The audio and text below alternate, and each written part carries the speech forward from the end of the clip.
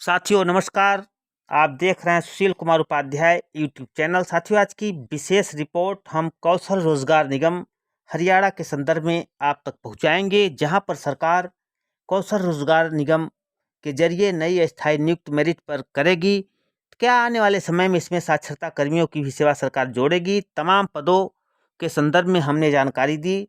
Contract पर नियुक्त के लिए क्या क्या मानक तय होगा, तमाम चीज़ें हम आप तक पहुंचाएंगे। और जिस तरह से वहां पे तमाम विधायक शिक्षा प्रेरकों का मुद्दा उठाया था, कौशल रोजगार निगम में शामिल करने की बात कही थी, लेकिन तमाम कवायद के बाद अभी कोई जानकारी नहीं आ रही है।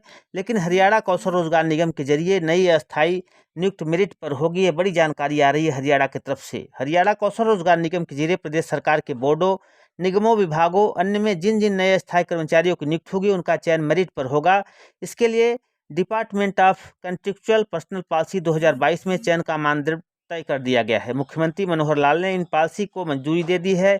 यह नीति कभी भी जारी हो सकती है। जो विभाग कौशल रोजगार निगम के जरिए रखेंगे, उनकी शिकायतों का निपटारा करने के लिए निगम एक शिकायत निवारण तंत्र नामित प्राधिकरण हेल्प डेस्क स्थापित करेगा। निगम और तैनात किए जाने वाले कर्मचारियों के बीच पॉलिसी से उत्पन्न होने वाले किसी विवाद को हल करने का अधिकार क्षेत्र पंचकूला हरियाणा में होगा। कौशल रोजगार निगम में निजी क्षेत्र के संगठन सरकार के स्वामित्व और नियंत्रण में नहीं है। मैं कर्मचारी भेजने पर विचार कर सकता हूं, मगर इस तरह की नियुक्ति के नियम और शर्तें निगम संबंधित संगठनों के बीच परस्पर सहमत से होंगे। मानव संसाधन विभाग हरियाणा सरकार नीति से संबंधित किसी भी मामले में संशोधित करने और स्पष्ट करने की नीति को छूट देने के लिए सक्षम होगा। कौशल रोजगार निगम द्वारा प्रत्येक मांग पत्र के पास प्रतीक्षा सूची के उम्मीदवारों के रूप में 10% उम्मीदवारों को भी सिफारिश की जाएगी। निगम को आकस्मिक परिस्थितियों में मुख्यमंत्री के विशेष आदेशों पर आपात स्थिति में मिले आग्रह पदों के 10% पदों पर अनुकंपा आधार पर तैनात करने का भी अधिकार होगा। परिवार की सालाना आय के उद्देश्य से परिवार का अर्थ पुरुष आवेदक का अर्थ आवेदक स्वयं के पिता, माता, पत्नी, अविवाहित भाई, पिता, पुत्र।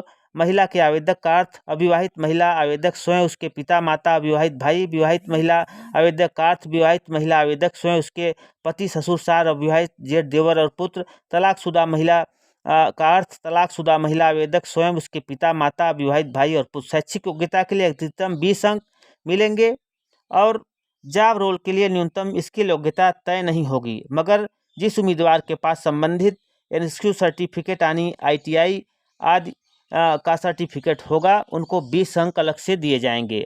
सामाजिक आर्थिक मानदंड के लिए 5 अंक इस तरह से होंगे। उम्मीदवार की विधवा है, आवेदक ऐसा पहला या दूसरा बच्चा है, उसको 5 अंक दिए जाएंगे। CET के 10 अंक यूँ मिलेंगे। किसी जॉब रोल के समकक्ष उसको 10 अंक मिलेंगे। इस तमाम के साथ इसकी योग्यता तय की जाएगी। धन्यवाद।